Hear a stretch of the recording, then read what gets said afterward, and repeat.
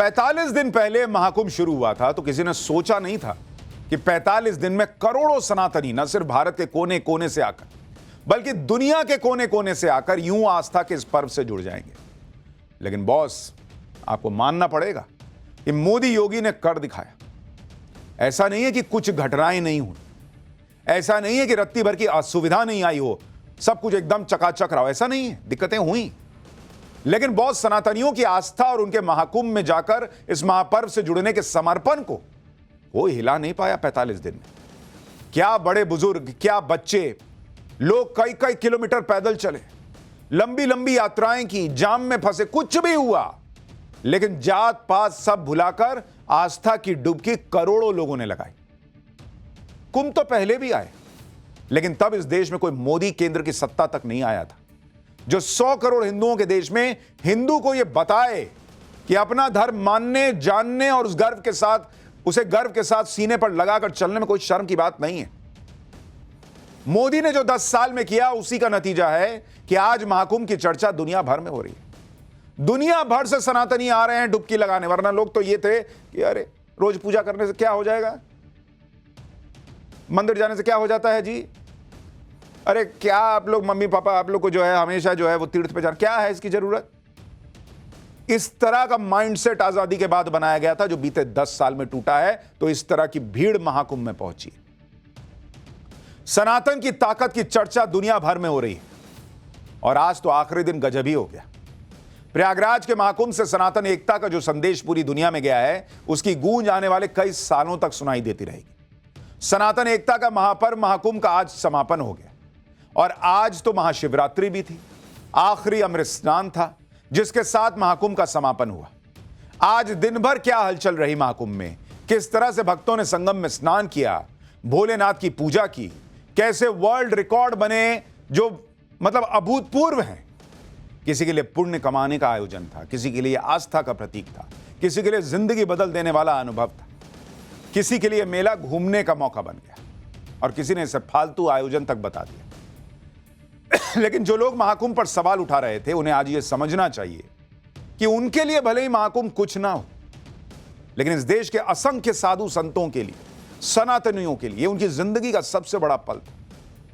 अब जब महाकुंभ समापन की तरफ है, खत्म हो रहा है, तो साधु संत ही सबसे ज्यादा इमोशनल हो रहे हैं, रो पड़ रहे हैं भाई। साधु संत देखिए नव भारत के कैमरे पर साधु संत रो पड़े क्योंकि अब उन्हें अपनी मां गंगा से दूर जाना है। 45 दिन तक वो मां गंगा की छत्र छाया में रहे, उनके करीब रहे, लेकिन अब विदाई का वक्त आ गया है। ऐसे में साधु संत भावुक हो रहे हैं, उनकी आंखें नम हैं। जो लोग महाकुंभ को गाली दे रहे हैं, ये नहीं हुआ वो नहीं हुआ कर रहे हैं, वो इस इमोशन को नहीं समझ सकते बॉस। इसीलिए वो सनातन से कटे हुए हैं क्योंकि उनके अंदर ये इमोशन नहीं है। एक बार देखिए कैसे लोग भावुक हो जा रहे हैं मां गंगा से बिछड़ने के नाम पर। फिर आगे की बात बताता हूं कि आज क्या क्या हुआ। अंत में मां गंगा सब मिलने के लिए जाते हैं और बाद से बड़े विदित हृदय से प्रार्थना करते हैं कि आपकी कृपा का प्रसाद प्राप्त करके अब तक हम सब आपके चरणों में थे, आज आपसे विलग होने का समय हो रहा है और वो स्थिति बहुत ही हम सब के लिए अशानीय पीड़ा की होती है। जैसे कोई संसार का व्यक्ति अपने स्वजनों से अलग होता है, या कह सकते हैं एक बेटी जैसे अपने पिता के घर से छोड़ के जाती है, उसके लिए तो बहुत कठिन समय होता है। वैसे साधकों के लिए मां गंगा का तट छोड़ के जाने के लिए बहुत विरह की स्थिति होती है। इसलिए इस समय हम सब कुछ भूल चुके होते हैं, मन में केवल एक बात होती है, फिर कब वो क्षण आएगा जब हम सब माँ की गोद को वापस आएंगे। इसलिए दरअसल महाकुंभ कोई सामान्य मेला नहीं है कि तंबू उखाड़ लिए मेला खत्म। यह आस्था का महापर्व है जो अपनी समाप्ति की तरफ है, इसलिए इसकी समाप्ति का भी एक अपना विधि विधान है।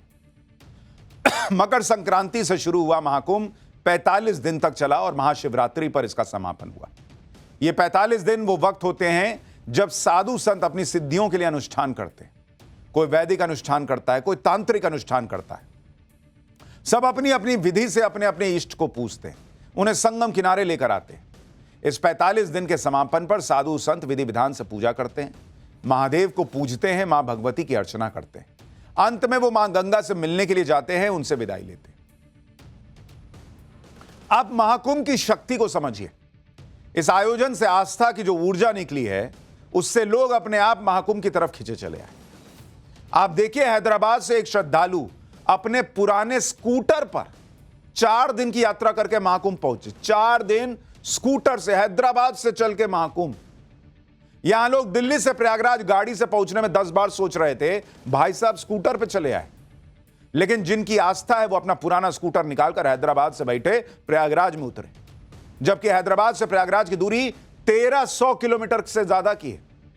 एक दिन और देर कर देते तो महाकुंभ छूट जाता। सोचिए कैसे स्कूटर का गियर 4th गियर लगाते होंगे कि चलो भैया दौड़ो, इतना मेहनत से वहां से जा रहे हैं, महाकुंभ खत्म ना हो जाए। 4 दिन की मेहनत बेकार हो जाती। लेकिन भाई साहब चले आए। स्कूटर पर प्रयागराज पहुंचने वाले इन श्रद्धालु को सुनिए, जो कह रहे हैं कि कोई दैवीय शक्ति उन्हें यहां खींच ले आई। प्रयागराज महाकुंभ में लोग अलग अलग जगहों से चल के आ रहे हैं, अलग अलग रंग देखने को मिल रहे हैं। हमारे साथ एक साहब भी हैं, the great Mahakumbh in 144 years, और अपने बजाज चेतक स्कूटर पे चल के आए हैं। From where you have come? I am coming from Hyderabad. So how you got inspiration to coming from Hyderabad on a scooter? It's God's gift, God's inspiration. That's how He asked me to come. I came. This is once in 144 years. It doesn't mean that it is so easy to make the arrangements for 55 crores people. It is too difficult, but Yogi did it well. Hyderabad से आए इन श्रद्धालुओं को आपने गौर से सुना, वो English में बात कर रहे थे, माथे पर बड़ा सा टीका लगाया हुआ था। और इस देश में कुछ लोग ऐसे हैं जो सोचते हैं कि सनातन को मानने वाले तो पिछड़े होते हैं, भक्ति में रमने वाले पढ़ लिख नहीं पाते, जबकि इंग्लिश बोलने वाले ज्यादा सेक्युलर होते हैं, ऐसा मानने वाले लोग भी। वो अपनी आस्था से दूर रहते हैं। लेकिन महाकुंभ ने इन सारी धारणाओं को तोड़ दिया, बड़े बड़े रिकॉर्ड तोड़ दिए। इस महाकुंभ में ऐसा वर्ल्ड रिकॉर्ड बना है जो आने वाले कई सालों तक टूटने वाला नहीं है बॉस। क्योंकि आप देखिए कि महाकुंभ में अब तक 66 करोड़ लोग स्नान कर चुके हैं, जो अपने आप में ऐतिहासिक है।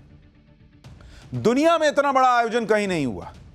हर दिन औसतन 1.5 करोड़ से ज्यादा लोगों ने स्नान किया। आज भी करीब 1.5 करोड़ लोगों ने स्नान किया है। लास्ट दिन 13,830 ट्रेनों से 30 करोड़ श्रद्धालु महाकुंभ पहुंचे। देश के 50 शहरों से प्रयागराज डायरेक्ट ट्रेनें आई। दुनिया में पहली बार इंसानों का ऐसा मूवमेंट हुआ है बॉस। 2800 से ज्यादा फ्लाइट से 4.5 लाख श्रद्धालु पहुंचे। यूपी रोडवेज की बसेस ने यात्रियों के लिए 1,32,000 चक्कर लगाए। बसेस से करीब 70 लाख श्रद्धालु महाकुंभ आए। प्रतिदिन औसतन 80,000 गाड़ियां प्रयागराज में आई।